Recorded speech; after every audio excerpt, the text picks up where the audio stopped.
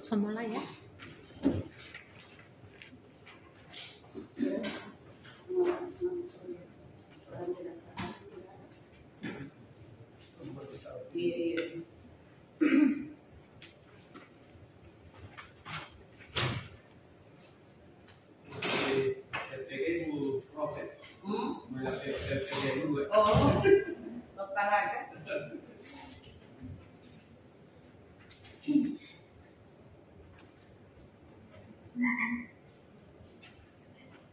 Bismillahirrahmanirrahim. Assalamualaikum warahmatullahi wabarakatuh. Waalaikumsalam warahmatullahi wabarakatuh. Selamat pagi, salam sejahtera untuk kita sekalian. Puji syukur kehadirat Allah Subhanahu wa taala karena atas izin dan kuasanya kita diberikan kesempatan dan kesehatan untuk bisa bertemu kembali. Ini pertemuan kedua setelah kemarin kita sudah mengkaji FPS dan perkenalan. Apalagi kemarin kontrak kuliah. Oke. Tidak lupa pula sholawat serta salam kita curahkan kepada junjungan Nabi besar kita Nabi Muhammad SAW, juga kepada keluarganya, kepada sahabatnya, dan semoga syafaatnya akan sampai pada kita semua. Amin ya robbal alamin. Adik-adik masih semangat? Masih. Oke. Jadi saya minta untuk adik-adik yang semua yang tidak berhubungan dengan mata kuliah dasar-dasar pemasaran, silahkan di skip dulu ya, supaya tidak mengganggu. Oke. Sebelum kita mulai, kita absen dulu, kemudian kita doa bersama, ya. Oke, baik.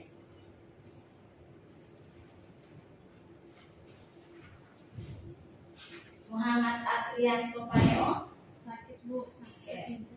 Sakit apa? Tidak mampu Bu. Rizky Gobel. Ada izin Bu. Ada izin. Rati Ikawati. Hadir. Sehat Rati. Sehat alhamdulillah Bu. Lisa Efriani Pululawa. Hadir Bu. Mulyani Zahra Paramat. Hadir Bu. Siti Nurmadia Abdul Samad. Hadir. Oke. Alhamdulillah. Semoga adik-adik teman-teman yang lain yang sakit itu bisa diberikan kesehatan ya. Baik juga bisa ketemu lagi, insya Allah pertemuan selanjutnya. Silakan ketik siapa? Tolong dipimpin doa bersama. Bisa Bu. Bisa. Silakan bisa. Teman-teman, sebelum memulai mata kuliah pada hari ini, marilah sama-sama kita berdoa mulai. Ini berdoa. Alhamdulillahirobbilalamin. Oke. Kemarin kita sudah mengkaji RPS ya, dan kita sudah melihat banyak hal yang akan kita pelajari. Tetapi sebelumnya saya mau tanya sama adik-adik, mengapa adik-adik memilih Fakultas Ekonomi? Ya, silakan. Saya mau jadi pengusaha Bu. Oke, bagus. Yang lain? Lisa mau jadi apa? Ini jadi dosen juga Bu. Oke. Sama seperti Ibu. Oke, bagus ya. Oke, jadi tadi Mulyani suka menjadi pengusaha, ingin menjadi pengusaha, jadi dosen. Kenapa? Karena di Fakultas Ekonomi bisa menjadi apa saja ya, banyak profil lulusan di situ. Menjadi pengusaha tentunya banyak hal yang kita pelajari. Salah satunya adalah apa? Kalau misalnya adik-adik ada yang tidak suka belanja? Suka lah ya. Biasanya adik-adik lebih suka belanja di mana? Belanja di jadi lebih suka belanja online daripada belanja offline. Kenapa? Mudah. Banyak potongan diskon. Banyak potongan diskon, banyak mudah, duduk-duduk rebahan sudah ada barangnya. Itu adalah salah satu trik pemasaran. Hari ini kita akan belajar mengenai konsep dasar pemasaran. Ya, Jadi kenapa orang-orang sekarang suka sekali belanja online? Karena memang di konsep pembelajaran online itu lebih mudah, ya. Oke, kita kembali dulu ke konsep pembelajaran, konsep dasar pemasaran. Sebelumnya saya harus menyampaikan dulu capaian pembelajaran kita pada hari ini, bahwa yang pertama mahasiswa mampu menjelaskan konsep dasar pemasaran. Yang kedua menyebutkan tujuan, mampu menyebutkan tujuan pemasaran. Yang ketiga mahasiswa mampu menguraikan sistem pemasaran. Karena paling banyak mahasiswa Fakultas Ekonomi itu suka jadi pengusaha, ya. Jadi sangat ilmu ini sangat berguna, ya. Oke, konsep dasar pemasaran. Apa sih pemasaran itu? Ya, silakan. Bagaimana pengusaha itu memasarkan produknya? Intinya dalam cara-caranya. Oke, bagus. Jadi pemasaran, ada yang lain? Tadi Siti sudah menyebutkan bahwa pemasaran adalah cara-cara dalam memasarkan. oke, cara-cara dalam memasarkan produk. Ini siapa tadi? Oh, Mbak Deden. Deden ya. Deden, boleh saya minta tolong untuk ini, saya punya ini loget. Iya. Ada charge-nya di situ.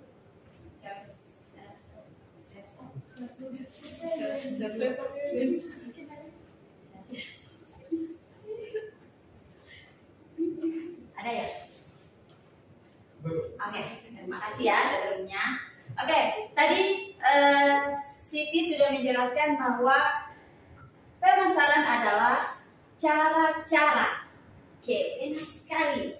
Ada lagi yang ingin menambahkan? Oke, silakan punya. Cara mempromosikan. Cara mempromosikan.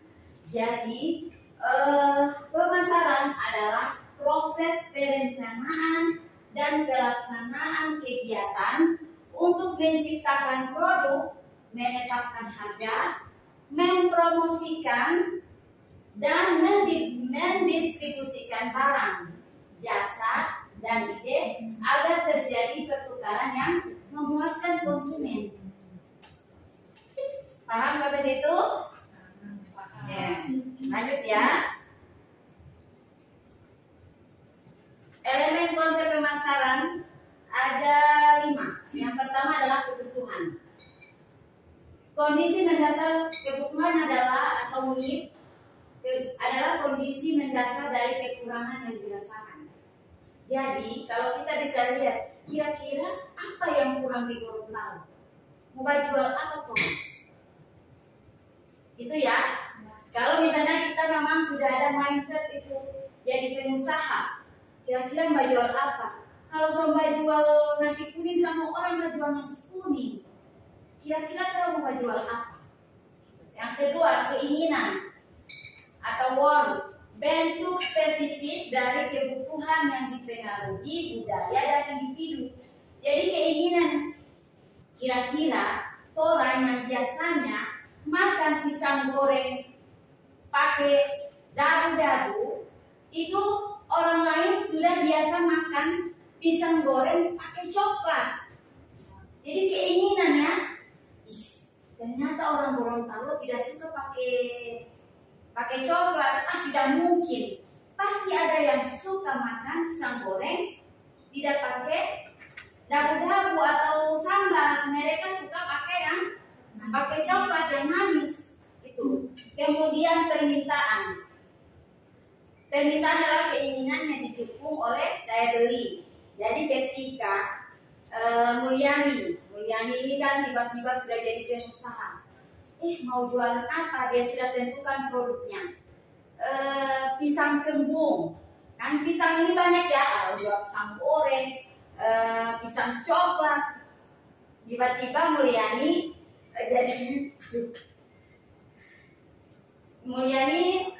bisa menjadi pengusaha pisang kembung dan tiba-tiba viral. Tepuk tangan. Bayangkan ketika Mulyani yang biasanya hanya butuh 1 sisir 1 hari, ketika banyak permintaan harus mencari 1000 sisir. Masya Allah, luar biasa. Amin. Yang kedua, yang selanjutnya adalah nilai kepuasan dan kualitas. Banyak orang jual pisang kembung, tapi tidak seperti di Mulyani punya. Gitu kan? Walaupun banyak orang jual nasi kuning, banyak orang yang jual ayam geprek, pasti kita akan makan di tempat yang kita suka, yang punya nilai, kita puas, dan apa? Ada kualitasnya. Di sana dia punya rica enak. Oh, di sana banyak rica. Di sana tidak ada rica, tidak enak. Di sana dia punya karyawan ketus-ketus. Itu kan? Jadi kita bisa memilih dari nilai, kepuasan, dan kualitas. Selanjutnya adalah produk atau tawaran yang memenuhi kebutuhan atau keinginan. Kira-kira kita menjual pisang kembung adalah kebutuhan atau keinginan? Oke, lanjut ya. Tujuan pemasaran. Jadi yang pertama ada memenuhi kebutuhan konsumen. Fokus utama adalah memahami dan memuaskan apa yang diinginkan pasar. Rati, ada yang ingin ditanyakan? Ada bisik-bisik? Bisa langsung tanya sama saya. Kalau jadi pengusaha, apa ada metode-metode tertentu? Kalau misalnya kita mau jual makanan atau mau jual pakaian, apa pemasarannya itu ada perbedaannya? Oke, bagus ya pertanyaan Rati. Jadi begini, untuk setiap rancangan jika kita ingin menjual, tentunya kita harus tahu dulu apa perbedaannya. Apa perbedaan produk kita dengan produk-produk yang lain? Karena ketika kita mengalami pandemi kemarin, semua orang hampir jadi wirausaha. Itu menjadi satu tantangan buat kita. Kalau Rati sukanya jadi pengusaha apa dulu? Baju kah? Baju. Oke, baju ya. Jadi kita sekarang Rati ada di zaman yang orang-orang mau murah, tapi kualitas itu bagus. Gitu kan? Orang-orang itu mau murah. Kalau sudah 100.000 mahal. Apalagi tambah dengan ongkir. Mahal-mahal. Bagaimana kita bisa memilih produk yang bisa diberikan dengan harga terjangkau dan kualitasnya bagus. Gitu ya. Ya, jadi kita lihat dulu produk apa yang akan kita jual. Siapa sasaran? Kalau Rati menjual baju yang 100.000, tidak mungkin Rati menjualnya sama Nagita Slavina. Ya kan? Ya. Nagita Slavina bajunya jutaan. Itu berarti kasih sayang saja tak sama Ibu Ririn.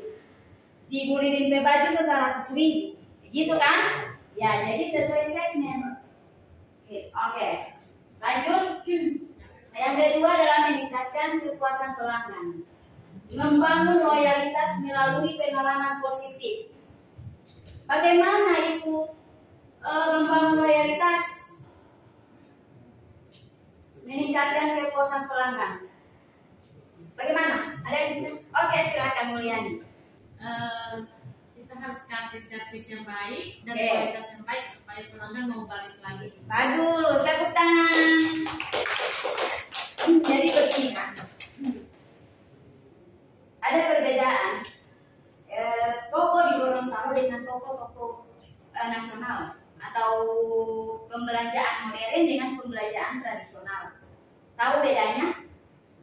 Salah satu bedanya adalah pelayanan. Ketika kita masuk di hypermart, selamat pagi Bu, silakan. Ya kan? Beda dengan orang Gorontalo, dengan orang lokal. Ibu, ini barang biasanya sini, boleh aja. Gitu kan? Sampai akhirnya kita koak-koak di portal. Ada yang sampai marah-marah. Padahal kadang orang beli itu bukan karena dia mau beli, tapi karena pelayanan. Ya, jadi kita harus bisa membedakan bagaimana kita bisa meningkatkan kepuasan pelanggan melalui pengalaman positif. Kagak sekali mau belanja di situ. Kalau sudah ada testimoni asli dari konsumen, jangan tanya, pasti akan berkembang. Itu kan? Ya, salah satunya apa? Contoh toko-toko yang viral baru-baru ini atau lapak-lapak yang viral. Geprek, oke, ayam geprek ya. Ada lagi, lapak Susanti Pink. Ada yang pernah makan di sana? Nasi kuning. Ya, kenapa? Karena mereka punya pengalaman positif makan di situ. Ya, lanjut, meningkatkan volume penjualan. Jadi ketika sudah banyak permintaan, tentunya kita harus meningkatkan volume penjualan untuk mendorong pertumbuhan pendapatan perusahaan. Yang sudah saya sampaikan tadi sama Mulyani. Ketika Mulyani yang terbiasa satu hari cuma satu sisir, akan bertambah permintaannya menjadi 1000 sisir. Gitu. Kemudian selanjutnya adalah meningkatkan daya saing atau memperkuat posisi perusahaan pasar. Jadi jangan heran ketika ayam geprek itu sudah menjamur, kita harus bisa memberikan sesuatu yang berbeda di antara ayam geprek lainnya. Pasti adik-adik sudah berkeliling tempat makan ayam geprek kan? Ya, pasti kalian sudah tahu di mana ayam geprek yang benar-benar enak. Ya kan? Ya, jadi kita kalau kembali bukan karena ikut-ikut viral, tidak kan? Kita pasti datang ke tempat ayam geprek karena mau makan. Suka di sana. Seperti itu.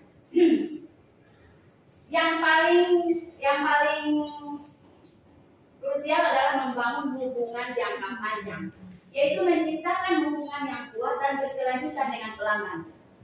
Ada satu pelanggan saya berlangganan ayam di satu supplier ya. Kemudian dia mengirimkan ayam itu dalam keadaan busuk. Tidak busuk juga, maksudnya masih bisa. Tapi saya bilang, kenapa ayamnya seperti ini? Ibu, silakan return kembali. Kami akan bayar beserta ongkos kirim, ongkir. Jadi ketika saya yang sebelumnya trauma beli ayam di situ, saya mau beli lagi di situ. Itu termasuk di kategori membangun hubungan jangka panjang. Kalau kemarin kita dengar ada ayam geprek yang ada ulatnya, bagaimana sikap kita? Kita harus membangun hubungan itu. Mungkin kita bisa share video permintaan maaf seperti itu kan? Karena sebersih-bersihnya kita tetap akan dapat kekurangan kita seperti itu. Oke, lanjut ya. Paham sampai sini? Oke, jadi ada sistem pemasaran itu ada 3. Yang pertama adalah input, yang kedua proses, yang ketiga adalah output.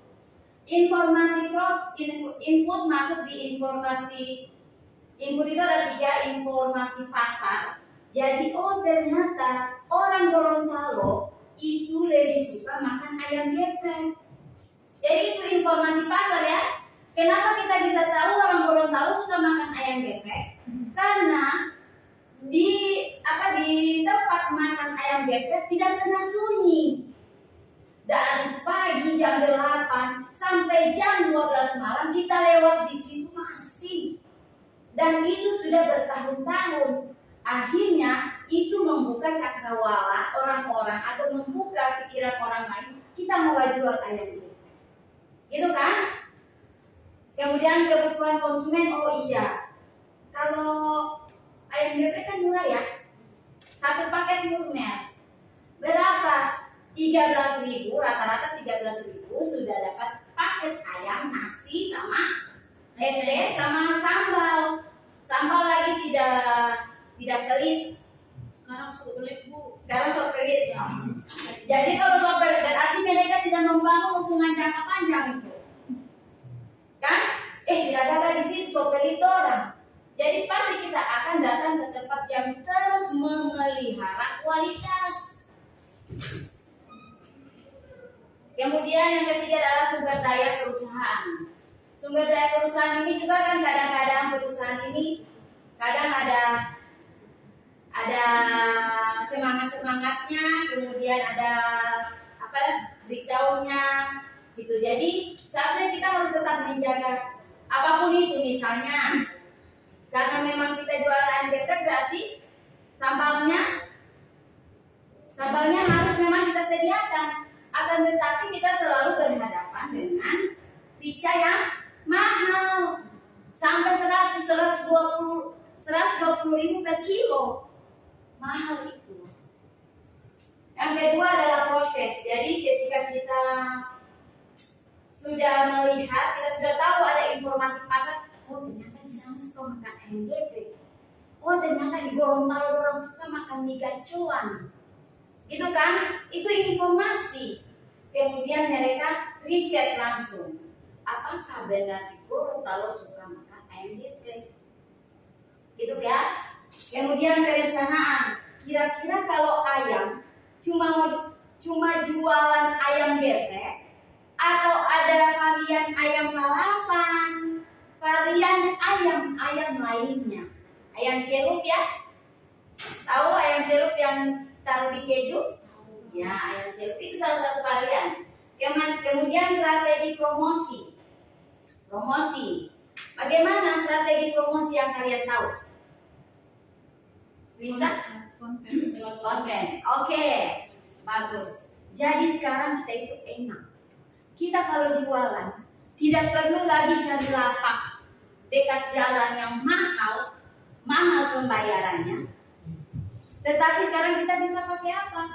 Konten, bisa pakai media sosial, itu kan strategi promosi. Bisa berstatus di WA, status Facebook, IG. Itu kalau misalnya rezeki memang pure meledak, kalian siap-siap akan menjadi pengusaha luar biasa. Oke, kemudian strategi distribusi. Kalau strategi distribusi ini berlaku untuk perusahaan yang ada produknya ya. Contoh, misalnya saya buat kerepek, kerepek ini kalau misalnya masih saya simpan di rumah kan belum tentu orang beli langsung. Jadi mungkin saya bisa memberikan, saya punya strategi distribusi. Saya titip di lapak-lapak yang ada sekarang di mana saja. Lapak Jaman, di mana lagi? Nah ini, di mana lagi? Yami, Dining House. Banyak sekali. Perlu kita titip di warung-warung lokal, warung-warung modern. Di mana warung modern? Supermarket modern atau Alfamart, Indomart, kita bisa titip di situ. Karena orang-orang sekarang lebih cenderung mau beli di sana. Oke, kemudian outputnya, produk dan layanan ini bisa sampai ke konsumen. Bisa sampai tidak ini? Kalau misalnya kita lihat kita jualan kerepek, ternyata kerepeknya tidak laris, tidak cepat keluar dari tempat produksi, kita harus cari strategi, yaitu dengan cara tadi ya. Kemudian kepuasan pelanggan. Jadi jaga kepuasan pelanggan itu. Yang terakhir adalah pencapaian tujuan bisnis. Jadi itu salah satu tujuannya. Oke, jadi ini contoh ilustrasi sistem pemasaran. Ada produsen, misalnya pabrik sepatu atau mungkin pabrik kerepek. Kalau di Gorontalo ada pabrik apa? Gula. Kemudian diberikan didistribusi kepada distributor, kepada agen sepatu. Kalau gula berarti di mana? Di warung-warung, toko-toko, supermarket, dan semua orang butuh gula, gitu kan? Kemudian pengencer. pengecer ya. Jadi kalau pengecer toko sepatu ya, yang memang jualan sepatu, hanya sepatu saja yang dia jual. Kemudian konsumen akhir adalah pelanggan. Oke, sebelum saya simpulkan, ada yang belum paham atau ada yang ingin bertanya? Oke, silakan. Terima kasih Ibu, tadi penjelasannya cukup bagus. Tapi saya ingin bertanya, kalau zaman sekarang kan UMKM itu sudah dipermudah dari sisi izinnya, Ya. dan itu berdampak terhadap siapa saja sekarang UMKM sudah banyak, Menjamur. ya bisa menjamur di mana saja. Bahkan sudah ada yang memiliki yang sama seperti Iya. itu. Nah, kira-kira menurut Ibu di zaman sekarang dengan banyak UMKM dan kita sebagai UMKM yang baru mau startup, kira-kira tips apa yang paling bagus sehingga kita bisa bersaing walaupun di kondisi yang sudah banyak sekali UMKM, apalagi dengan banyak UMKM yang sama seperti ini. Terima kasih. Bagus. Ya, pertanyaan yang luar biasa. Karena memang untuk memulai suatu usaha itu butuh effort yang luar biasa. Karena apa? Baru kita lihat saja ayam geprek, semua orang jual ayam geprek. Kira-kira tips apa? Ada yang bisa menjawab pertanyaan dari Pak Deden? Dari Deden? Ada tidak? Tips apa?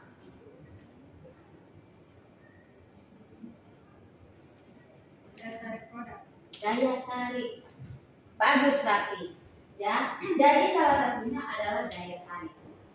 Kita bisa memberikan satu perbedaan yang luar biasa, yang lebih nilai yang lebih ya daripada produk yang memang kita akan jual. Ini tadi pertanyaannya hampir sama dengan Rati tadi ya. Kira-kira Pak Deden mau jualan apa? Rencananya itu mau jual ini minuman sehat, Oke. paling sehat. Iya, benar. Kenapa pangan sehat itu sebenarnya luar biasa ya? Karena sekarang itu banyak lapak yang menjual minuman-minuman tidak sehat. Dan hampir semua mahasiswa saya lihat mengonsumsi itu setiap hari. Gitu. Itu luar biasa. Silahkan dimulai. Dan nilai jualmu adalah pangan sehat. Orang-orang, bagaimana sih kita bisa merubah kebiasaan? Kita bisa sosialisasi dulu. Tidak sehat ini. Ganti ke sana dengan buah. Begitu kan? Kita hanya bagaimana cara kita yang paling efisien adalah kita melakukan pendekatan. Tidak sehat ini. Atau mungkin kita bisa lihatkan video. Ternyata mau minum begini hasilnya akan seperti ini dalam jangka panjang. Gitu. Tentunya dengan produk yang akan dibuat itu harus ada komposisi. Dan lebih bagus ya kalau ada 100% halal, aman. Gitu kan? Orang-orang akan tertarik. Insya Allah semua konsumen di Gorontalo akan lebih tertarik dengan pangan-pangan yang sehat. Oke, ada lagi pertanyaan? Cukup ya. Oke, saya simpulkan bahwa pemasaran adalah proses penting dalam memenuhi kebutuhan konsumen dan mencapai tujuan bisnis. Tujuan utamanya adalah memberikan nilai dan kepuasan kepada pelanggan secara berkelanjutan. Sistem pemasaran melibatkan berbagai elemen dan pihak yang saling terkait bekerja sama dengan dalam proses yang dinamis. Memahami konsep dasar ini krusial untuk keberhasilan bisnis di pasar yang kompetitif. Oke, ini kesimpulannya dan tugas akhir. Jadi kita kan sudah sepakat kemarin untuk buat produk ya. Jadi itu bisa salah satu ide ya, Deden. Bisa jadi salah satu ide untuk proyek kita nanti untuk setelah output untuk perkuliahan ini. Jadi setiap orang harus ada produk dan untuk tugas evaluasi akan saya kirim by Telegram. Oke? Oke, saya sudah tidak ada pertanyaan? Tidak ada. Oke, saya rasa cukup ya. Mohon maaf Semoga ada 1-2 kata yang bisa sampai pada pada hati kita dan bisa membuat satu motivasi kira-kira kita mau jadi pengusaha. Terima kasih, insya Allah kita ketemu lagi. Assalamualaikum warahmatullahi wabarakatuh. Waalaikumsalam.